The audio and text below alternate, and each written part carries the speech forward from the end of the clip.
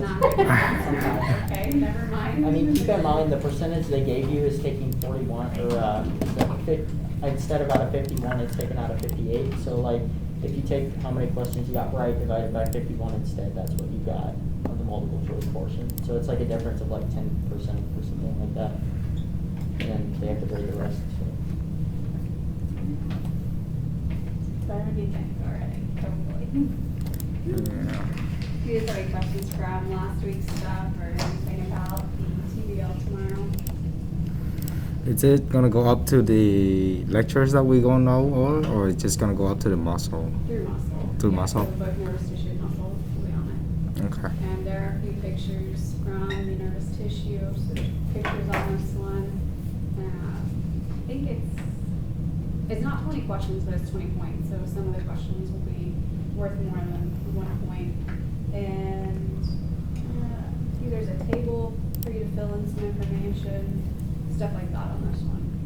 There's also some multiple choice questions, so it's a mix of a little bit of everything. Do you guys want to do the same TBL groups, or do you want me to mix you up? Same.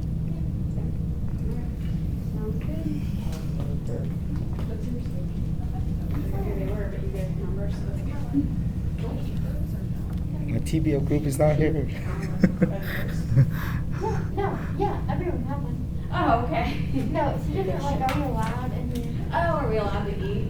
I think you guys are far enough away, as long as once you're done, you put your mask back on. Yeah, and definitely book your area after. Yeah, I brought a couple for everyone because it was a rough day yesterday and they had these monster faces on their Was your birthday? No? Just monster faces for the monster exam? Yeah. That's awesome. I like it. Yeah, I don't care if you guys use one to put your mask back on afterwards, and if you feel like you might not be feeling too well, probably shouldn't be here anyways, but I don't take your mask off if we don't feel well. Yeah. Any other questions? Like, is this a time to ask you like review questions? Maybe you have something quick, yeah? Oh, Question. I could make questions. Yeah. Well, if you think of something that you want to clarify before tomorrow, I'll holler. I always stay after class if you guys have any questions to work with. Okay. All right, so we were talking about red blood cells last time, so the erythrocytes, now we have the platelets. Platelets are also made in the bone marrow, and these are anucleate, so there's no nucleus in these structures, and they're actually not a cell themselves. They're a fragment of a cell called a megakaryocyte that we'll get to see in a little bit. So they're not a real cell, but they're a fragment off of a very large cell in the bone marrow. They still have a very important role, but they're really, really, really, really tiny. They're big enough that we can see with a light microscope, but just barely. So we'll be able to see them today, and we'll be able to identify them. We'll be able to see them also on an EM, so you can see them on both. But with these, you have quite a few in the blood, and there's a nice large range, and I asked you to sit there and memorize that range, but if you ever have blood work done, that's a range that you'll see. It's a pretty large number, but definitely varies. Some labs think that closer to 400,000 is okay, some closer to 300,000. So it varies lab to lab. But that's the general range of what normal for the amount of platelets in your blood is. And with most of your platelets, they're not actually circulating through the blood. They're going to hang out in the spleen until you need them. So you do have quite a bit of platelets in the spleen just waiting around. So when we talk about spleen next week, we'll talk about that again. That one of the functions of the spleen is storing platelets. Not only stores the platelets, but it also will destroy them when they are done. So once your platelets have made it to their lifespan, the spleen will destroy them. And that can also happen in the liver and the bone marrow. So if you have had your spleen removed, it's okay. The liver and bone marrow will pick up the slack from what the spleen was doing. When we look at the platelets, they are a very specific structure. On the outside, they have almost like a halo that goes around called a hyalomere.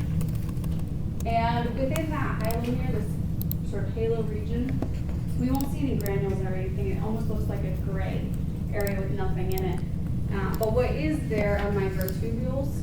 And microtubules are actually what gives the platelets their shape. So normal cells act and give shape. Red blood cells, what we say gives the shape to red blood cells. What? Spectrin. You heard a couple of you whisper spectrin. Yeah, spectrin is what's giving the shape for our red blood cells. And now here we have microtubules giving shape, which is a little odd, but it's okay. So I would know that microtubules give shape to the platelets. We didn't have microtubules in the red blood cells. So there's one big difference here. And with these platelets, they also have a center that has granules packed in, and other things that were in the cells. So you might see some organelles, mitochondria kind of stuff in here, maybe some glycogen.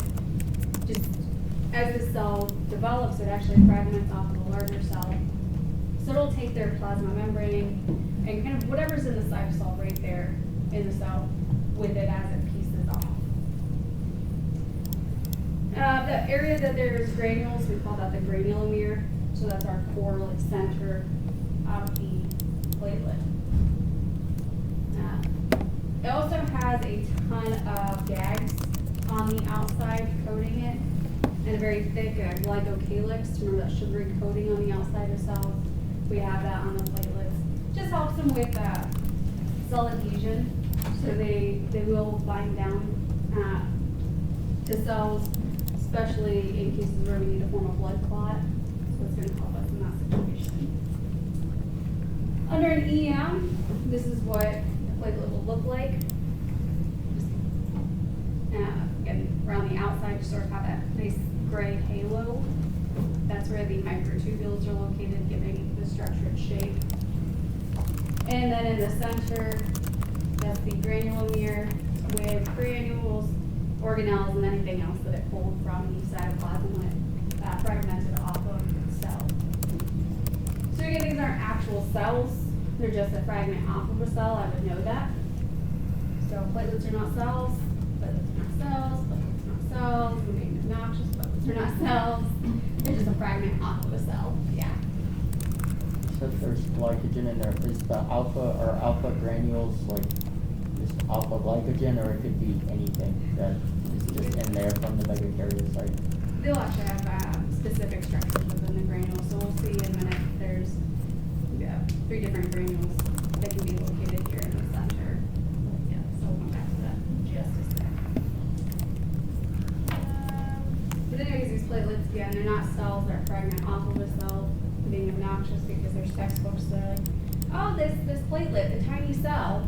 Like, it's not a cell. It's a fragment of a cell. It's still important. Not trying to discount it. It's still very important, but it's not a cell.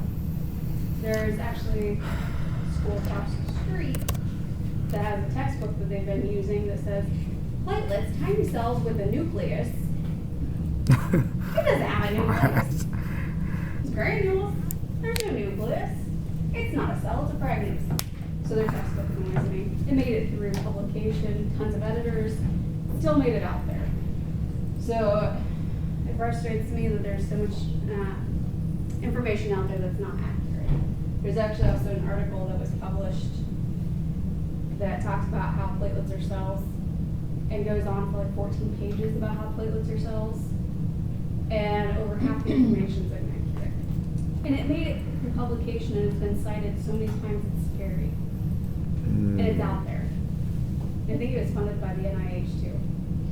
And there's someone with a degree in immunology that just pulled it apart. Like, none of this is even accurate. It should be removed. But it's still out there last I checked. So careful with information out there.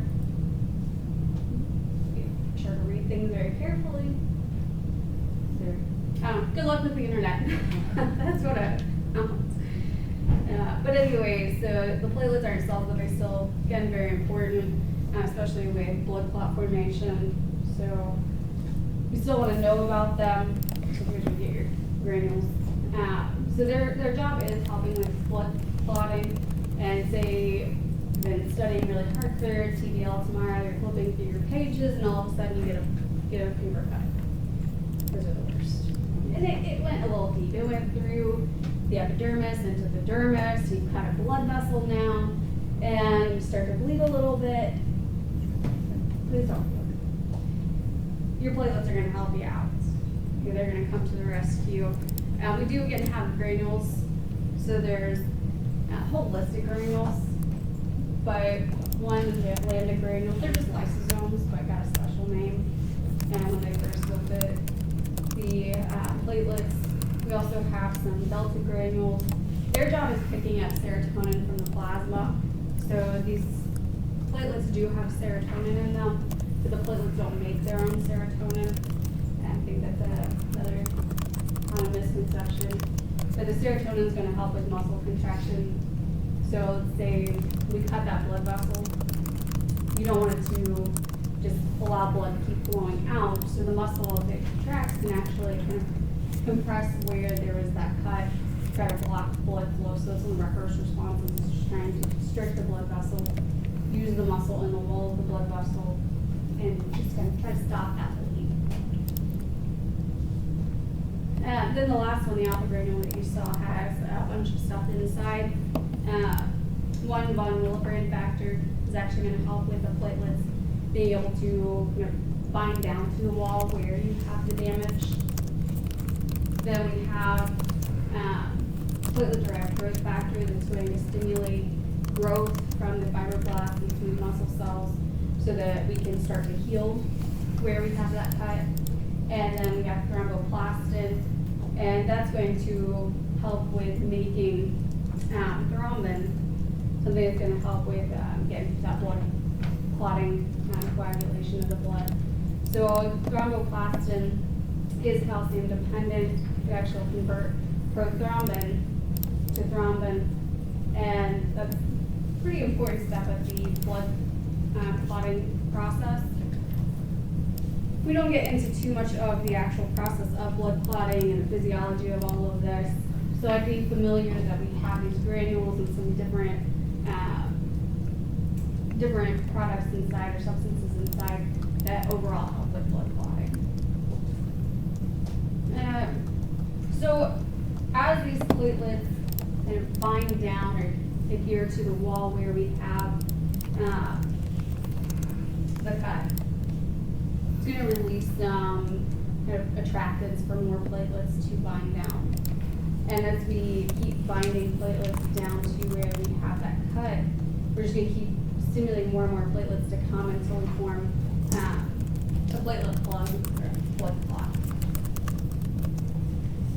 So I thought this was kind of cute to show what's going on. Platelets, and they're going to bind down. They're like, hey, come party with us. They attract more blood platelets, more like screaming even louder, yeah, party! And we just keep bringing more and more platelets, and then they kind of stop. So I thought it was a really cute way of showing this blood clot formation. So that's the gist of that. That's a cute little platelet party. Yeah, I love that. So again, these platelets are off of a cell, not a cell, but they're fragments off of a cell. And that cell is called a megakaryocyte, which we're going to talk about now, but we'll also see when we start talking about blood cell formation in the bone marrow. So this huge cell is a megakaryocyte. It has a very large nucleus, where it got the name megakaryocyte. Karyo refers to the nucleus, mega, big. So big nucleus cell. It's gigantic. If you look at the cell and you look at the little red blood cell next to it, you could fit a ton across the diameter of the cell. It makes red blood cells look teeny tiny. So it's a huge cell. And all of these little pieces that are next to it are actually fragmenting off the megakaryocyte, and those are the platelets. So this is actually in the bone marrow, peripheral blood smear that we're looking at here. So we're gonna look for these today once we get to bone marrow slides. And then in the peripheral blood, you can see these cells. What are these cells? Red blood cell. There you go, erythrocytes. And then these teeny tiny little pieces in between. And almost when you look at your slide, like, is that dust on my slide? Well, that's pinkish colors. No, that's your platelets. It looks almost like you have dust in between your cells. Platelets. Another name for those are thrombocytes. I don't remember if I mentioned that, if it was in the notes or not, but just in case you see that word, same thing, thrombocyte and platelet. I don't like the word thrombocyte as much because what does cyte mean? So. Yeah, cell, so it almost sounds like it's some sort of cell, but it's again a fragment of a cell. So you can call them thrombocytes if you want, or you can call them platelets, up to you. Can we go back 2 slides? 2 slides? Are the little dots coming off the megakaryocyte platelets? These little things? Yeah. Yes, all those are platelets. Okay, can you go forward a slide? Why do they look so much bigger in comparison to the red blood cell on this side than the other side? Those are white blood cells. So these do. Yeah, but the platelets look, there's a red blood cell right there, right? Yeah. It just looks so much I smaller. think it's the magnification. And in the peripheral blood, things look a little bit different sometimes, especially when things are dry. On the slides, some of our cells actually look a little bit larger when they're dry, some look smaller depending how which cell it is. Like actually some of our leukocytes look a little larger on the blood smears too than they are in circulation. Any questions? Good observation. Alright. So next up we're going to look at the leukocytes. They're a fancy word for white blood cells. And when we look at them, we divide them first into 2 groups. We have granulocytes and we have agranulocytes.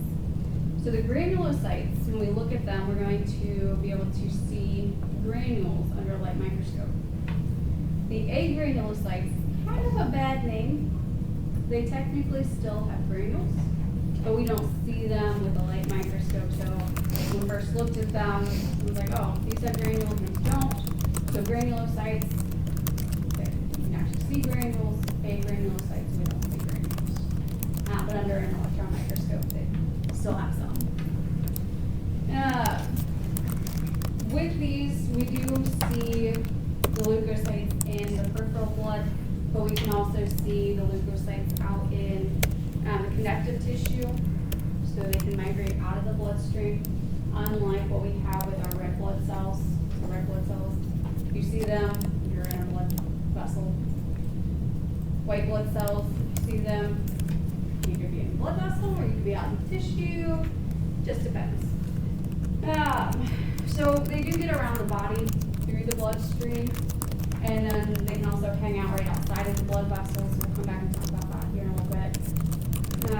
But with the white blood cells, there aren't many compared to the number of red blood cells. White blood cells count for about 1% of the overall blood, remember. So there aren't a ton, so when we're looking for them on our slides, we can still find them pretty easily, but it's much easier to find a red blood cell on our slides. So again, we divide them into the granulocytes and agranulocytes. The granulocytes, you're gonna have larger granules, what you can see with a light microscope. And we're gonna talk first about the neutrophils, eosinophils, and basophils, and all of those. We should be able to see on some of these slides today. Maybe neutrophils will be the easiest to find. Basophils, we probably have a really hard time finding those.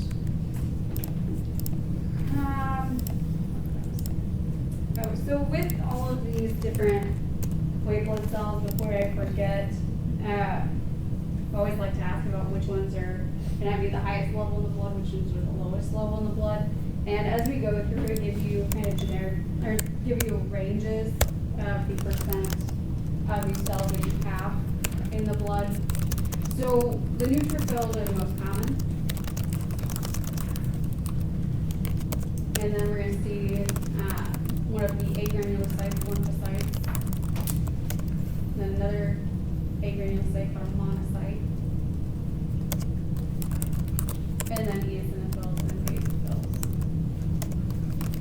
there's a memory trick to remember, most common to least common.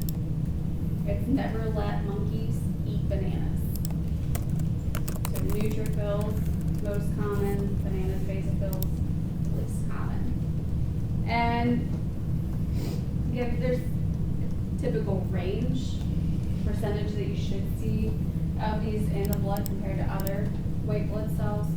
But I think it's easier to just kind of give you a general number.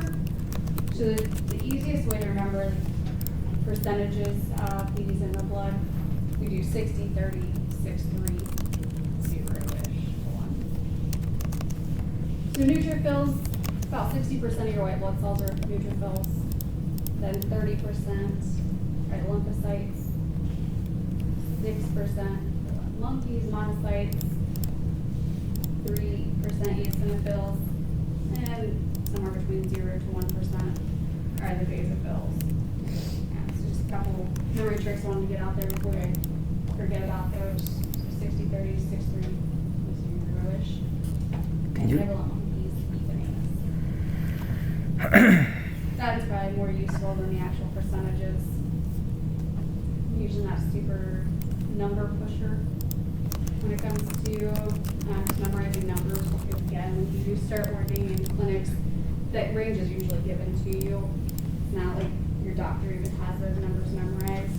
They get the blood work back and it tells them what their normal percentage should be, your normal range, and what your numbers are. And nowadays, your doctor doesn't even have to know what those numbers mean. It'll show up red if it's out of range.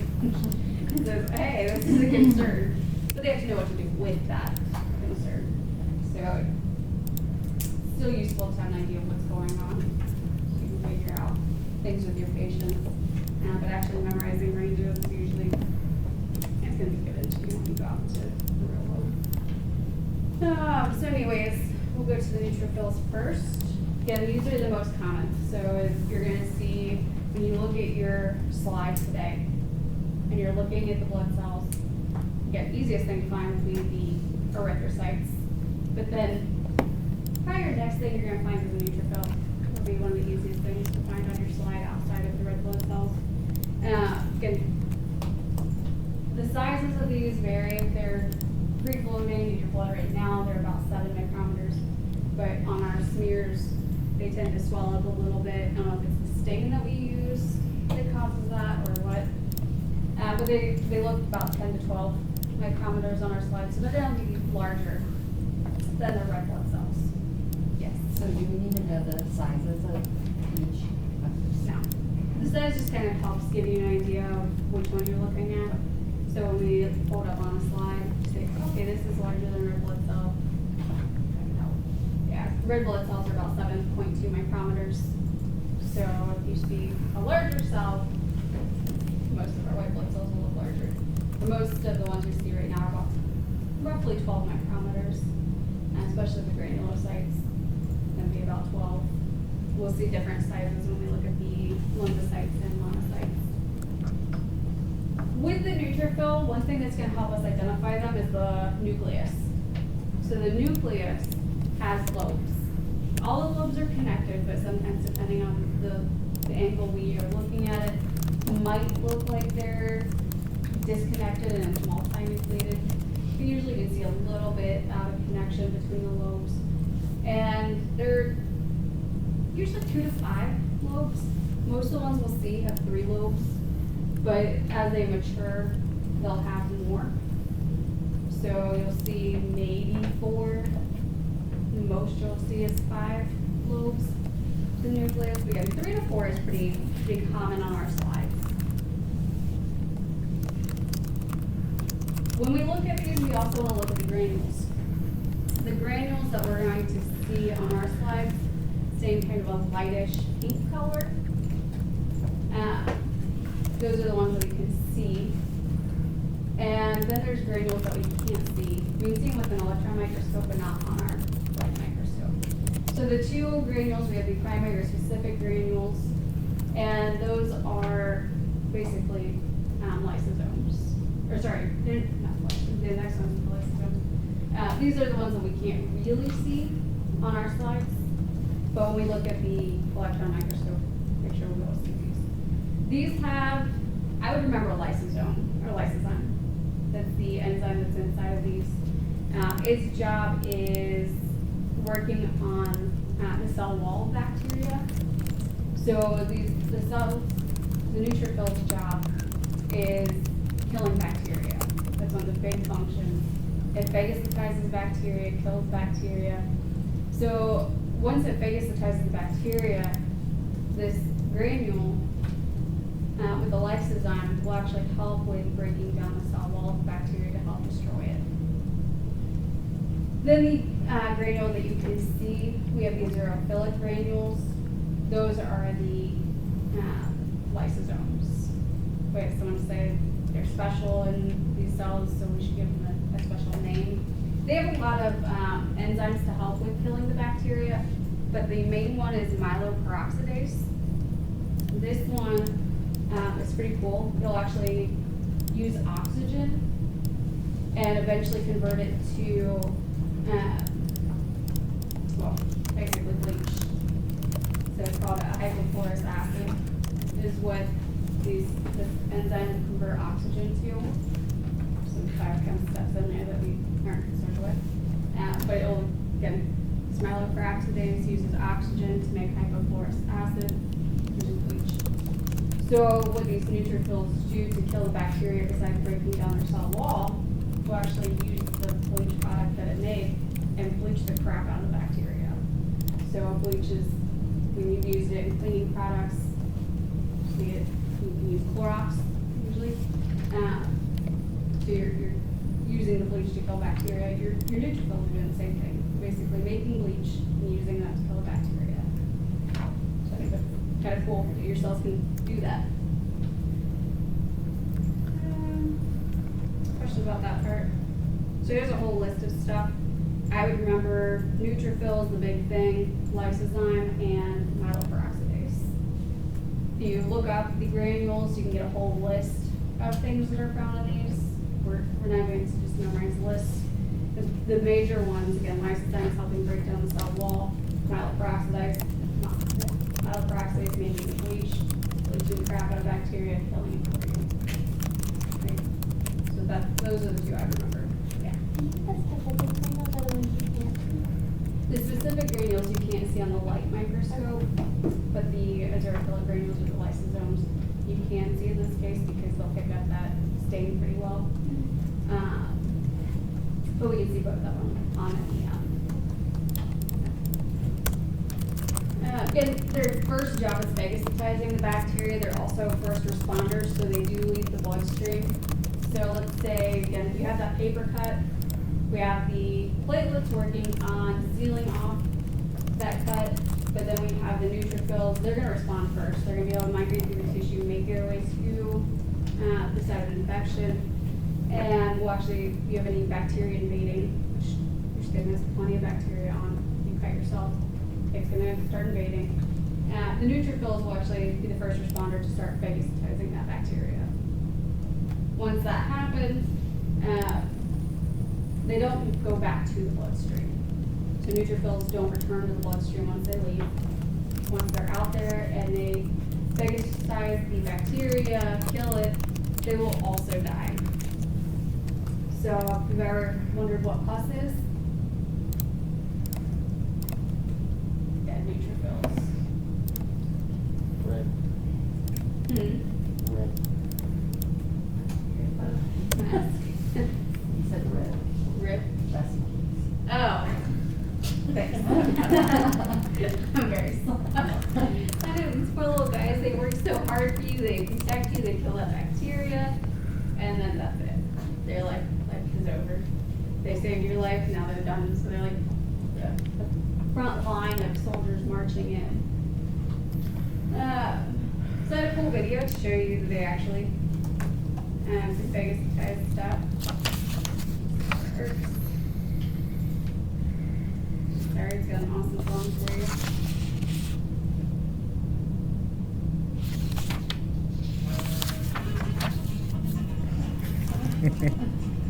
That's your neutrophil, that's the little bacteria that's chasing around. like chemotaxis? I think so. Yeah, if he's just following it, is it gonna get it? Of course. Of course it is. Yeah. Oh, You don't see it. Surrounds Swallow it, it. sucks it in. it's like What a slime. guy. Yeah. Yeah, pretty cool, right?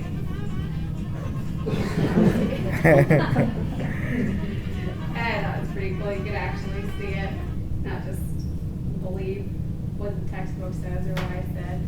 I'm sorry, I couldn't help it, is what like the end of the video said. So what? The end of the video. Oh yeah, sorry, I couldn't Sorry. help it. Okay. Okay, I've seen that now since I've been putting it in lectures, like it pops up on my news feed on different social media. I'm like, oh, there it is, but they never have the song with it. So, you guys got the song version, what you see on social media, they're missing it. Anyways, so neutrophil can phagocytize bacteria, then use these products in the granules to kill it. So, What gets rid of the pus then? good question, we're gonna come to it. Okay, sorry. No, you're good. So, remember there's cells out in the tissues that are major phagocytes? We've seen them. Well, Like most- macrophages? Yeah. Oh. Yep, so the macrophage will actually clean up the pus. So your body will heal itself and take care of itself. Yeah. Alright, so the neutrophil, if you look at it in this picture, you can see the red blood cell. It's slightly larger than a red blood cell. The granules are kind of the same pinkish color of the red blood cells. So it's not super bright granule or super dark granule, it's just sort of neutral in color. So it matches the red blood cell color. And then you see 3 lobes. Yeah. Why is it lobed?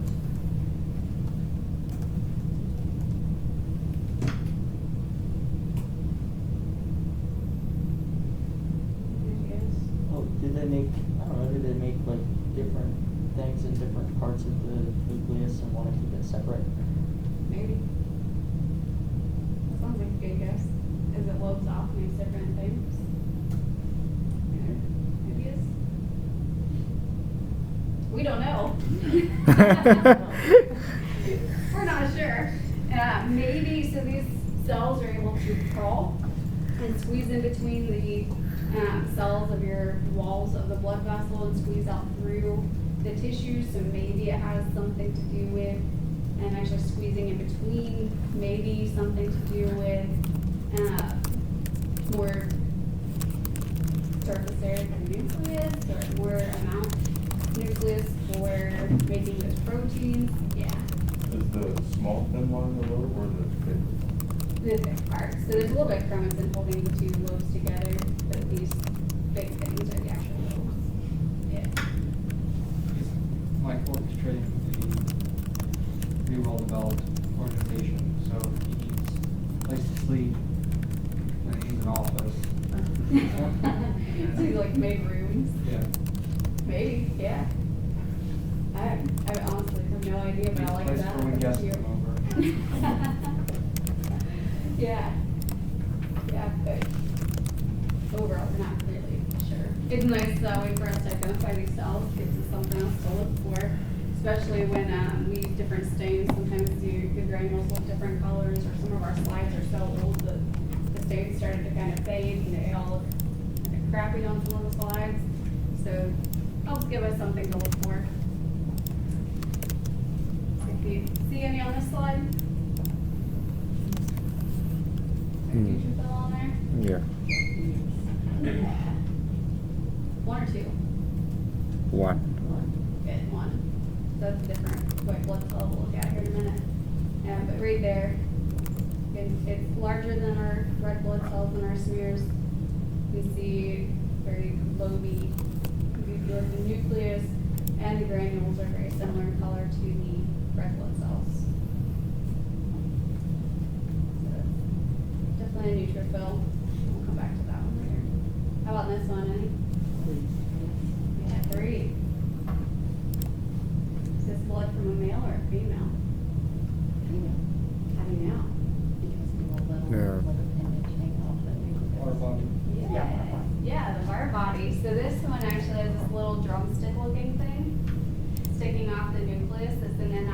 X chromosome. So that actually shows that this is from a female. And that's what gives it away. So we can usually see those pretty well on the neutrophils.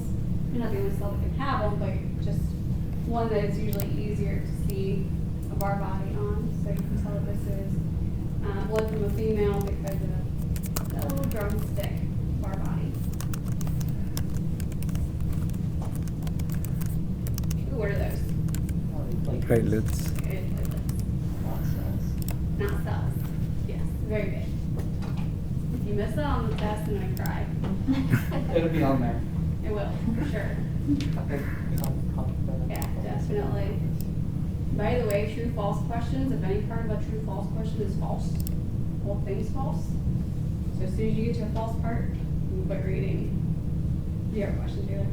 Oh, B was just like regular red blood cells, right? Yeah, the B is just red blood cells. Yeah. That was good advice, but the true false question. It's like, big. Yeah, a lot of you actually missed the hypodermis is not part of the skin question on the last one. Half of you missed it. Yes. Yeah, I said the hypodermis, the deepest layer of the skin. Stop reading right there. False. I only cried for 30 seconds. All right. So, anyways, the neutrophil under the electron microscope, we have pieces of the nucleus based on how this was sectioned. Sometimes you don't see that it's actually connected, but you can see some lobes. And then we have a couple types of granules. We have the granules that you can't really see very well, and then we have the lysosomes, or we call them eosinophilic granules, that show up pretty well on an EM and in the light microscope. So I'd be able to identify this as a neutrophil. I wouldn't pick out granules and ask for super specific details about granules, but being able to see them should help you identify this as a neutrophil. Oh, sorry. What did you say was the sign or the granules and the? So you can see a couple different granules here, and then a lobed nucleus. So it almost looks like multinucleated. Okay. And the lobes aren't typically the same size. So they kind of look, this lobe looks smaller than this kind of stretched out lobe. Okay. You may have said that's all right. Yeah. But, so what's the secondary granule? Is that actually the specific granule? Specific, okay. Yeah, sorry. Yeah, they just call it a different name. Is it not included in it? Just looks like it? Is it what? Is the nucleus, it doesn't have one of the nucleus, or does it just look like it? Just looks like it. Yeah, so there's a connection somewhere between these, just not in our plane of section. So maybe deeper in this picture than we can see, or closer to us. Somewhere in there it's connected, just not in our view. Yeah, so there only is one nucleus. There's multiple lobes to the nucleus. And that's what we're seeing. They're multi-lobe part. Any questions about neutrophils?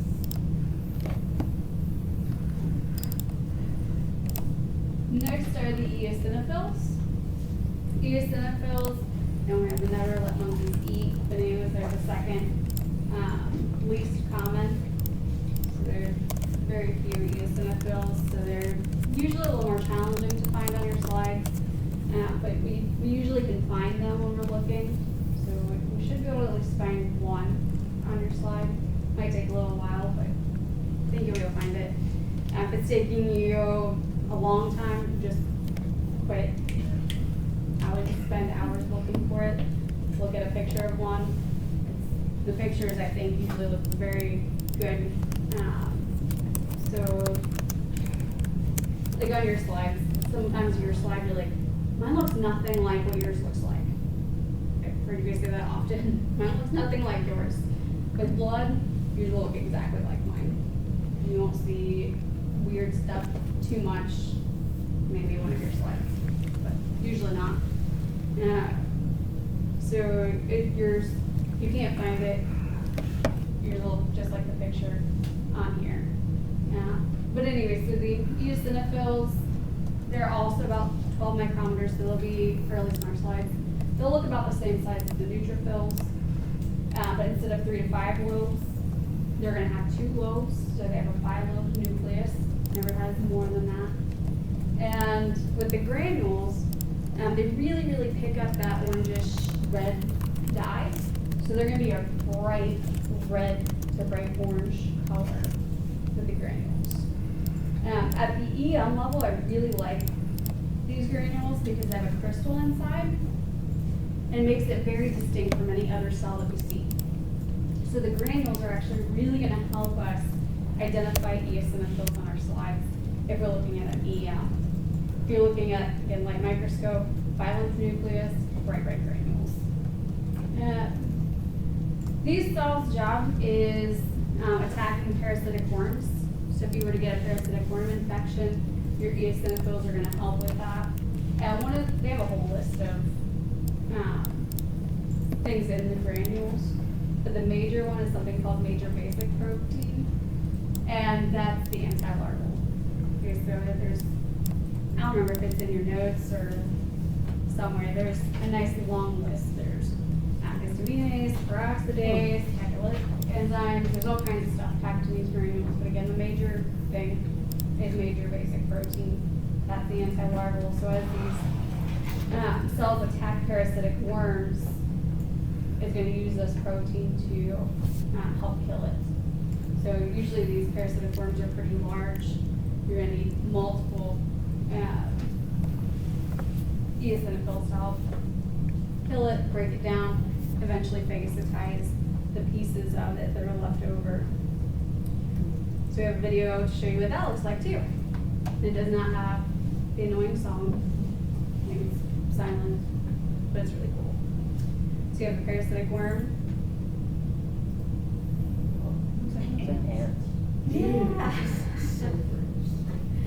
Yeah, so all of those are eosinophils coming in, attacking the parasitic worm, using that major basic protein to kill it. Eventually it'll break it apart and can phagocytize the pieces, but first it has to attack it and kill it with the major basic protein. That's what 5-second rule's okay. We got an army of little guys. Just looks like that. Yeah, it reminds me of like a gummy worm and ants just like attacking it at a picnic. Yeah, yeah. So after the eosinophils like dissolve that worm, how does that leave your slide? They'll phagocytize it and break it down. Oh. Yeah, so they'll work on killing it for you and eating it away. Plus you have cells that can come back and clean up with them. The macrophages can help clean up too. Macrophages are very helpful in the tissues of our body. Yeah. Yeah, it's pretty cool, right? So these cells, again, they are a little bit larger than the red blood cells on our slides. And you see the bilobe nucleus. The lobes are typically pretty close to the same size. And the granules, if you're looking at these, they're much brighter colored than what we see with the the red blood cells. So they're brighter staining than we saw with the neutrophils. And in the tissue, sometimes we section through these and it's not a perfect cut. But most of them, I prefer to show you these cells in the peripheral blood anyways. So we'll go see a good example of these, either in pictures or on somebody's slides. Somebody will help get one. I think they sort of look like sunglasses. So these look like the aviator sunglasses. So you have these cells kind of patrolling around your body, like how looking for parasitic worms, seeing who doesn't belong. So that's sort of what I think they look like. But when I was a student, I told you guys about the McDonald's application guide. So there's this day in class we're learning about this. And he's going on about these blood cells and talking about each one. Of course, we're trying to be on our best behavior. And he's talking about eosinophils. They have 2 blue balls. Yeah, we're sure college students. and be immature. And I think he was actually trying to be funny that day, but we didn't want the McDonald's application to be the dumb one in class that day. So we're trying not to laugh, and I think he was like then upset that we didn't. What do you Couldn't please expect? him. Couldn't please him. It's life. So we laughed afterwards. I think he would have appreciated to know it. He was actually funny that day, but he'd already intimidated us, so it's too late.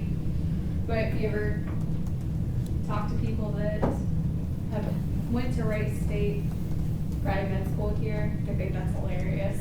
They're like, oh, I know exactly who you're talking about. 2 blue balls, eosinophils. I remember that guy. Well, what's his name?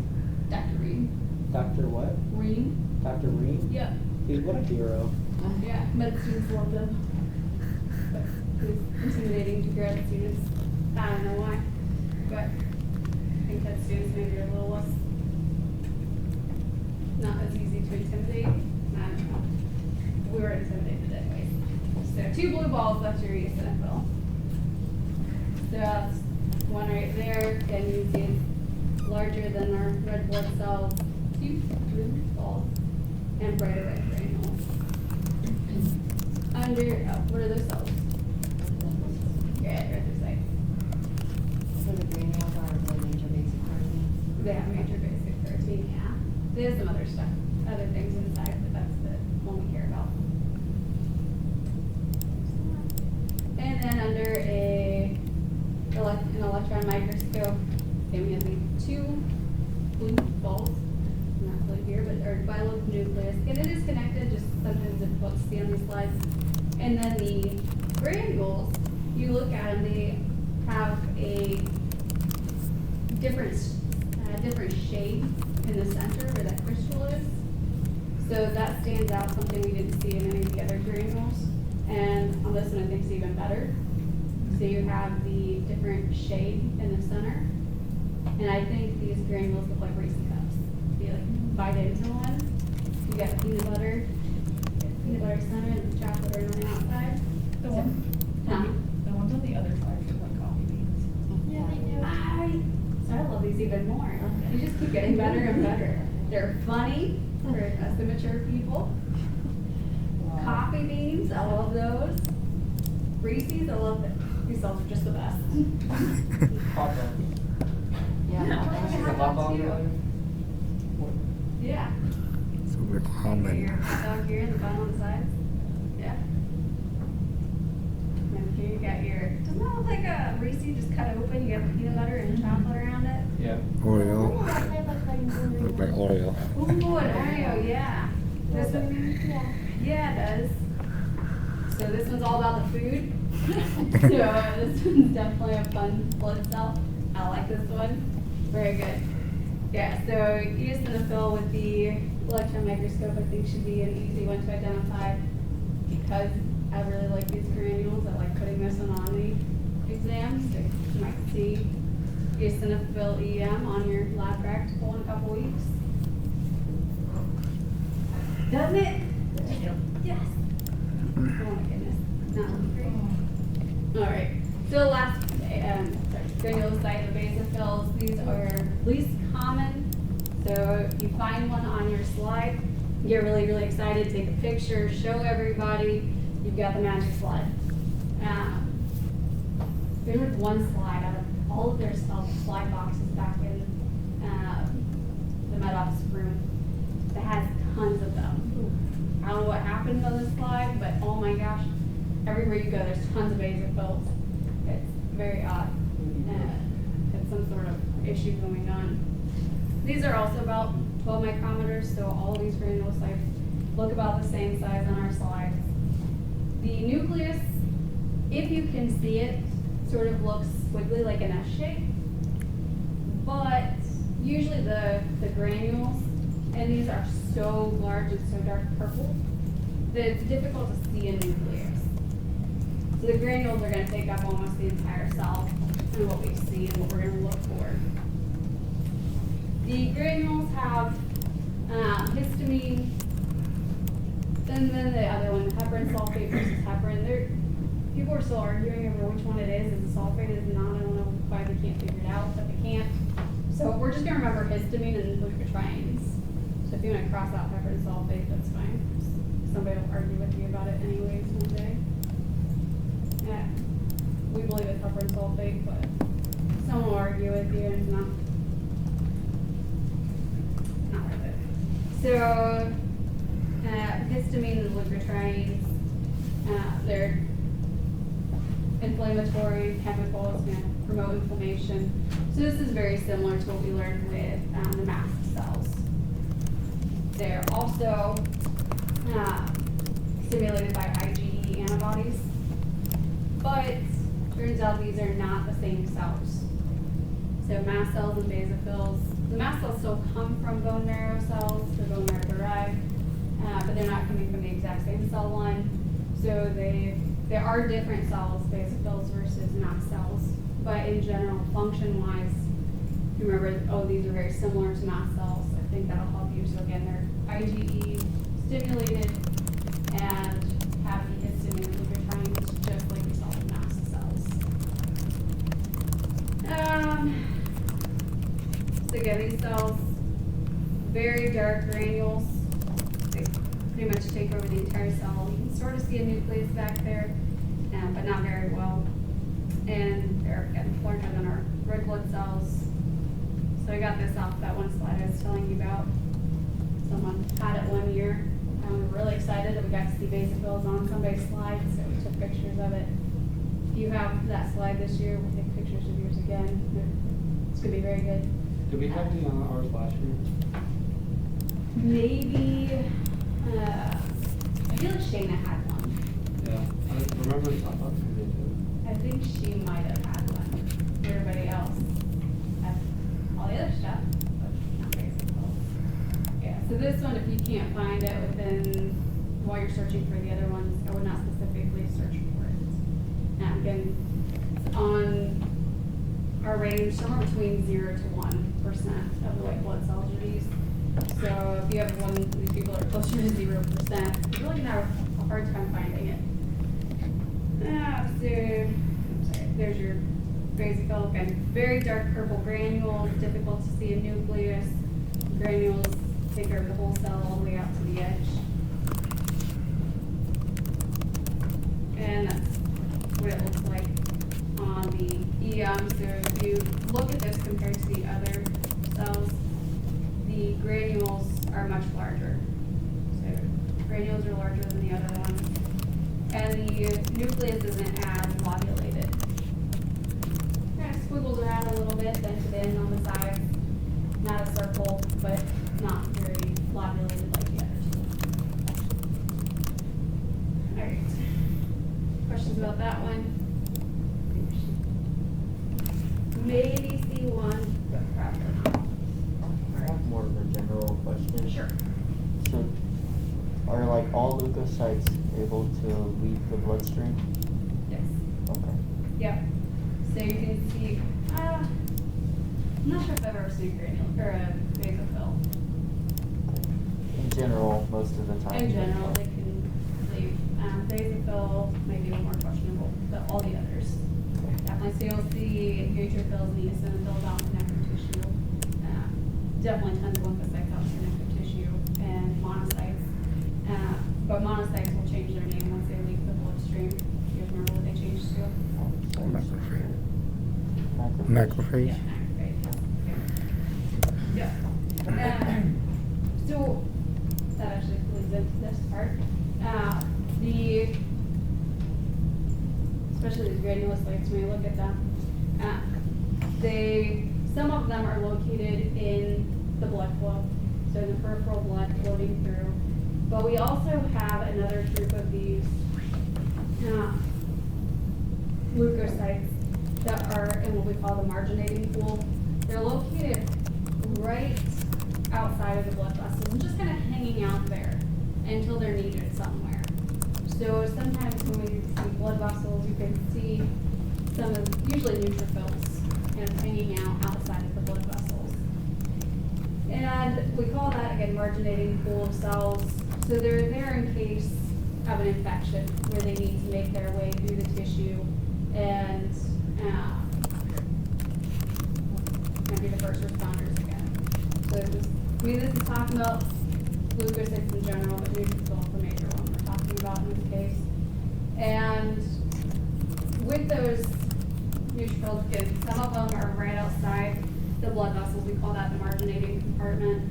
So it's kind of a reserve of these leukocytes that we can use if an infection occurs. So they're just hanging out waiting for an infection. We also have some reserve cells located in the bone marrow. So if we really need more, we have a major infection, we can actually recruit more leukocytes from the bone marrow. So where these two are going to come into play, let's say again you have that paper cut, you didn't clean it right away, you kind of like, oh, that hurts, crap, and you just left it. And all of a sudden it starts to get a little bit of an infection that lasts a couple days, just like a short-term infection. The cells that are going to come and help take care of that, the first responders, are going to come from the marginating pool, the ones that are closest to the blood vessels. But let's say instead of a paper cut, you have a more serious wound, and you have an infection that's been going on for a couple weeks, maybe months. You're going to use up that marginating compartment. You're going to have to start pulling from the bone marrow. So with those chronic infections, you'll start using white blood cells from the bone marrow, and in that case, we're going to have to pick up the supply. We're going to start making more white blood cells in the bone marrow, so it'll start stimulating growth of new white blood cells if you have a chronic infection. So that's where your white blood cells are coming from. Acute short-term infection, marginating compartment will be just fine. Long-term chronic infection, we're going to start pulling from the bone marrow and have to start making more white blood cells. And that's kind of what this is showing. So we have these circulating cells in the blood, marginating cells. These two are usually pretty equal in number. So the same number that's outside of the blood vessels, the same number that's on the inside circulating through the blood. But this is just showing kind of like where cells are coming from. So again, if we have an infection out in your connective tissue, we can pull marginating cells into circulation, sort of. So if they're marginating, they can get back in circulation, but once they get out in your connective tissue, they can't. So I think it's they can't return to circulation earlier. So once they're in the connective tissue, they can't return to circulation. So the cells that are right outside, they can circulate to where they need to go. If you have an infection, but let's say that we've used that supply, we can start actually going to the bone marrow, making more white blood cells, bringing them into circulation and getting them out to the site of infection in the connective tissue. Does that sort of make sense? So if you like flow charts, this is great. If not, we can scrap that. So I think that's what I just said about the marginating pool we're going to use if there's acute infection and chronic infection. We're going to use the medullary or bone marrow reserve. All right, so that's our granulocyte. Next up, we have the agranulocytes. And there's two, instead of three. We have lymphocytes and monocytes. And we don't get into a ton of the immune system. They're we get a little bit into it, so we'll talk about lymphocytes a tiny bit now when we get to the lymphatic system. But if you really want to get deep into the immune system, there's immunology courses that you can take. And I think they're mostly with Dr. Bigley. So if you want to take immunology, she's a great teacher to take it from. But then we're gonna touch on them, but not go into super deep detail. So the lymphocytes, so never let, this is the second most common white blood cell. So somewhere between 20 and 40, so we have this is 30-ish% of our overall white blood cell count. And with these, they're the smallest of the white blood cells. Usually they're about the same size as the red blood cells, but there are some, especially in our slides, that will look a little larger than the red blood cells. They could look as large as a neutrophil, but most of them are small, about the same size as the red blood cells. What we're going to notice about them is the nucleus is huge. They have a large brown nucleus that takes up almost the entire cell. And then right around the nucleus is a thin rim of cytoplasm. Usually it's a palish color cytoplasm. Now you see lots of granules in these cells because these are agranulocytes. But we'll be able to find these pretty easily on our slides. We're going to see lymphocytes in the peripheral blood, but we'll also see it when we get to the lymphatic system and start looking at lymphatic tissues. There are two groups of these lymphocytes. We have B cells and we have T cells. We'll talk a little bit about those in the lymphatic lecture. Our B cells are maturing in the bone marrow. T cells are maturing in somewhere called the thymus that we'll talk about when we get to the lymphatic system. But when we look at them on our slides, you can't tell me if one's a B cell or a T cell. You won't be able to tell. They look exactly the same in circulation. So I'm not going to ask you, is this a B cell or a T cell? It's just lymphocytes. This is what they look like. Again, large nucleus that takes up almost the entire cell. Thin rim of pale and bluish color cytoplasm. Depending on what angle you look at these cells, that thin rim of cytoplasm might just be on one edge, or you might see it go all the way around the nucleus. So just because this one looks like the nucleus is more eccentric doesn't mean you won't see the nucleus more centrally located. You identify the cell? Good, neutrophil. Identify the cell? Monocyte, good. Alright, last one, monocytes. These are the largest of the white blood cells. You can see some small ones, and you might see some that are similar size to neutrophils, but in general these are pretty large cells. The third most common, so kind of in the middle. When we look at them, again, they're large. The nucleus looks sort of kidney bean shaped, and it's usually pushed off to the side, so we call that an eccentric nucleus. And the cytoplasm is also kind of a pale bluish gray color.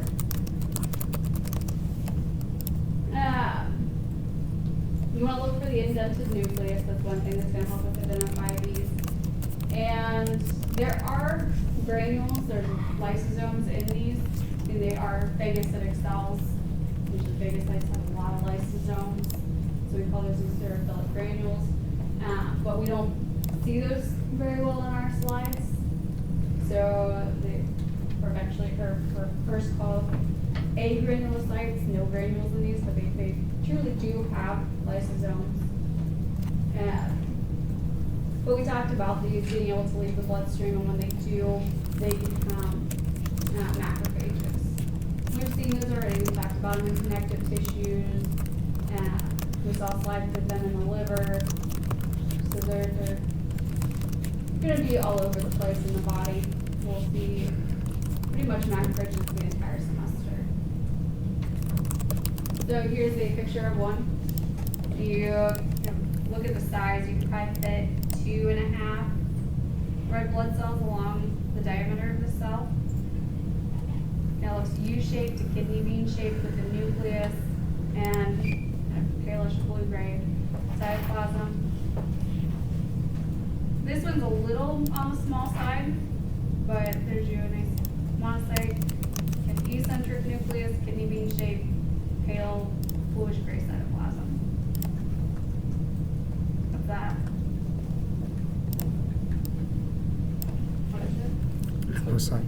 Yeah, platelet. I mean, Just if you're curious, if you went to a doctor, have a checkup, usually they'll do a blood test, and this is usually one thing they'll look at. So we're talking about like, how common these are. We told you the 60, 30, 6, 3, 0. It's just kind of, maybe these are all within the range, but shows you again, neutrophils should be the most common, the highest percentage. then lymphocytes, monocytes, eosinophils, and basophils. So that's kind of what they're looking for on your blood test, make sure all those are within normal range. What if your neutrophil level was skyrocketed? Probably Yeah. sick or something. Huh? Sick or something. I said you're probably sick or something. Yeah, probably sick. Yeah, very likely that you're sick. Maybe, what kind of infection do you think you'll have? Bacterial. Yeah, bacterial infection, neutrophils kill bacteria. What if you have a parasitic worm infection? Which one of those should go up? Eosinophils. Yeah, the eosinophils. Lymphocytes are going to help with immune function. One of those can eventually become the plasma cells and make our antibodies. So we'll see that number is usually pretty high, not as high as neutrophils. Just normal arrangement. The neutrophil is the most common, basophil is least common. If you like learning in charts, I like charts. I threw one in the PowerPoint. So that just goes through each of the cells we just looked at. Gives you about the same amount of information that we just did. And then, identify some cells. Let's practice before we get to slides later on. What is A? Monocyte. Lymphocyte. Yeah, that's a lymphocyte. What about B? Basal. Yeah, basophil. You see those granules take up almost the entire cell. You can't see a nucleus. Definitely basophil. What about C? Yeah, huge kidney bean shaped nucleus. That's a monocyte. What about D? Neutrophil. Good. How do you know it's a neutrophil? Got 3 lobes. Yeah, 3 lobes. Even though the granules aren't stating kind of pink color that we're used to, we can tell by the nucleus that's a neutrophil. And what about E? Give 2, like, oh, eosinophil. How about A? Neutrophil. B? C? Yeah, and look, that one's kind of nice actually. You can sort of see almost an S-shaped nucleus if you squint at it. So that's a nice basophil. Getting very dark, taking up most of the cell. What about D? Yeah, that's a very nice lymphocyte. And E? Monocyte. Good. Want to play again? That's fine. Name that stuff. You ready? Okay.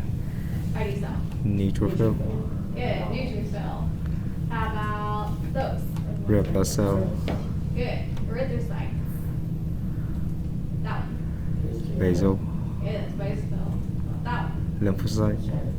Lymphocyte. Platelets. Platelets. Are they cells?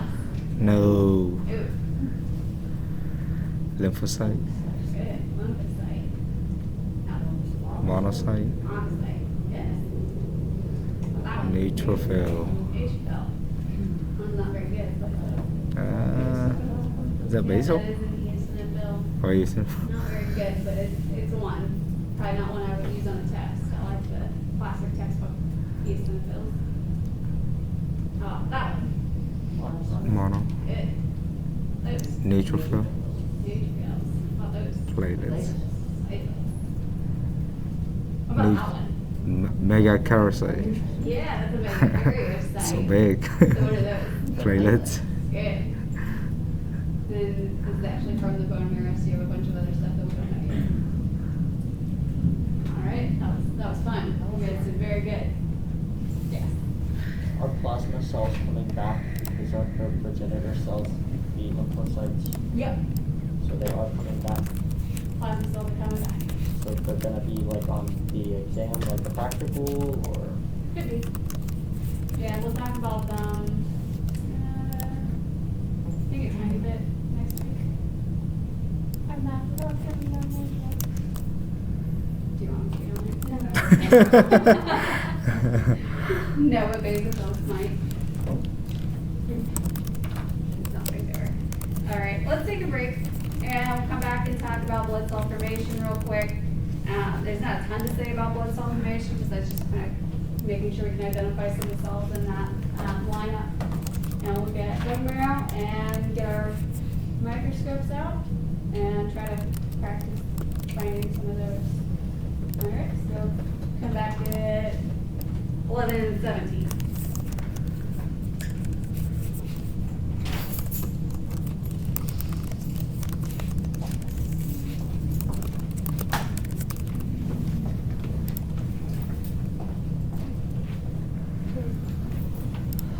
That's cool. Huh? Hey, What's up? do you know how to change phone settings to be able to text on Wi-Fi? Like, I don't get signal on here. Just disconnect it and then rejoin it. Oh, like this, just turn off. No, like disconnect the, forget the connection, and then redo it. Well, like, no, I can make calls over Wi-Fi. I just don't know how to make texts over Wi-Fi. And like in here, I have Wi-Fi, but not like I have just enough cell signal to like.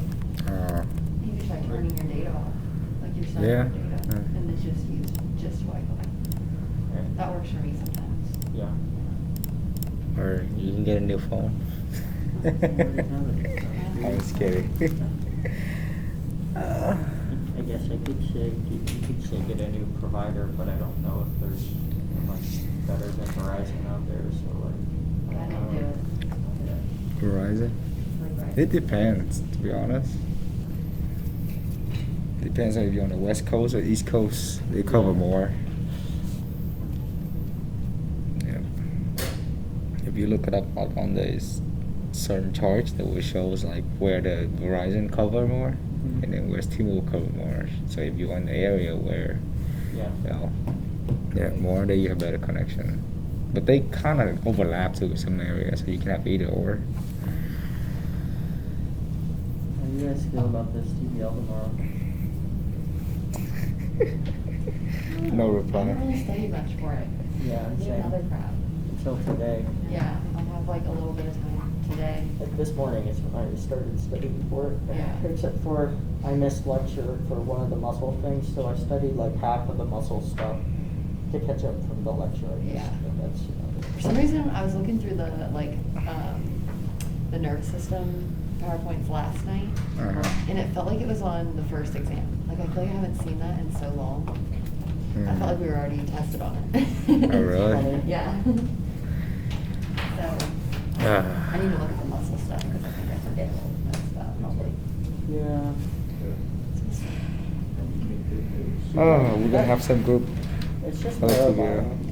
That's the problem class right now. Neurobio is the problem. yeah, what the class. heck? What's up with I'm that? so depressed. I'm not gonna even talk. I don't want to talk about Yeah. it. No, we don't have to get into it. There's Sorry, I won't cupcakes, bring it up. but just know we all have probably PTSD from that. Oh my god. I literally was thinking about like quitting. I'm like, I'm too Don't, no. stupid. That down. I look at us going like, oh no. I emailed them and they said that Did this you? is the hardest Oh, exam yes. by far, and that they hope that it'll get better for the next one. And they said that that's not your final score, and that it will most likely go up because they haven't graded the responses. Yeah, I knew that, but still, it still looked pretty depressing. I know, and he said that they take the questions off, or they give you points back for the questions that over half the class missed. Oh, Half the okay. class My days are getting better. Shit. It goes from anyone. So hopefully we Oh, all miss really? the same questions. Yeah. I mean, if you miss it helps you no matter what. Oh, yeah, I see what you mean, yeah. Yeah, hopefully we all miss the same. We missed like. Which if everybody got really low grades, I'm sure we were all missing. I knew the exam was gonna be hard. Yeah, I had a feeling once they give more time, I'm like, oh, it's gonna be a hard exam. It was hard. Oh, The man. wording was hard. Yeah. Like, I I feel was. like I can barely You read. can tell, Yeah. So, Words that I don't know. yeah. I was sweating the whole time. The extended Cause I'm like, oh, he's watching. If I'm like doing something, he'll be like, oh no, suspicious. Right, I know, that's how I felt too. And I was like talking to myself and then I'd stop because I'm like. Yeah, me too. Trying to read them. Trying to read. And then I would like look at my wall and be like, I'm oh, just I can't look at hoping my that. wall. after Oh the man, and- and the damn coffees make me want to pee in the exam too. I'm like, oh, I can't go. I have to finish the exam. 2 hours. Maybe I'll have my so I don't know. I was so bad. I'd rather take it in class to be honest. Oh, me It too. was so much anxiety taking Also, that. the freaking pathway There question. wasn't a lot. Huh? The very first question.